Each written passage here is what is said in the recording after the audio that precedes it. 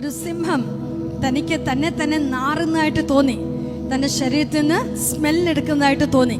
അന്നേരം തനിക്കൊരു സംശയം, ശരിയാണോ? അവിടുന്ന് ഒരു കുരങ്ങൻ പോകുകയായിരുന്നു. കുരങ്ങനോട് ചോദിച്ചു, എന്നെ നാറുന്നുണ്ടോ?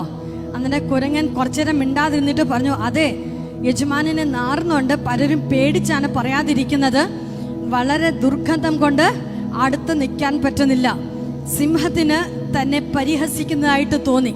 അന്നേരം ചാടി വീണ് ആ കുരങ്ങനെ കൊന്നുകളഞ്ഞു. അടുത്തത് തൊട്ടടുത്തൊരു മാൻ നിപ്പുണ്ടായിരുന്നു.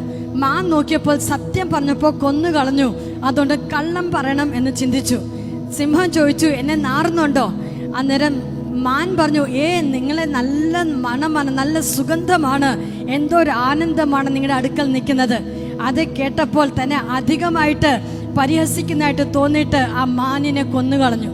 ഇത് രണ്ടും സംഭവിക്കുന്ന കണ്ടിട്ട് തൊട്ടടുത്തൊരു കുറുക്കൻ നിപ്പുണ്ടായിരുന്നു. കുറുക്കന് മനസ്സിലായി, സത്യം പറഞ്ഞാലും പോകും, കള്ളം പറഞ്ഞാലും പോകും, അതുകൊണ്ട് മിണ്ടാതിരിക്കുന്നതാണ് ഏറ്റവും ശ്രേഷ്ഠം. എന്നിട്ട് കുറുക്കൻ പറഞ്ഞു, യജമാനനെ, എനിക്ക് സത്യം പറയണം എന്നുണ്ട്, പക്ഷെ കഴിഞ്ഞ 3 ദിവസമായിട്ട് എനിക്ക് നല്ല ജലദോഷമാണ്, എനിക്ക് മണമാകട്ടെ ദുർഗന്ധമാകട്ടെ അറിയാൻ പറ്റുന്നില്ല, അതുകൊണ്ട് ഇപ്പോഴത്തേക്ക് എന്നോടൊന്ന് ക്ഷമിക്കണം. ഇത് കേട്ടപ്പോൾ സിംഹം കുറുക്കനെ വെറുതെ വിട്ടു. ഹല്ലേലൂയ. ചില സമയത്ത് സത്യം പറഞ്ഞാൽ രക്ഷപ്പെടണം എന്നില്ല. ചില വിഷയങ്ങളിൽ കള്ളം പറഞ്ഞാൽ രക്ഷപ്പെടുമെന്ന് ചിന്തിക്കണ്ട.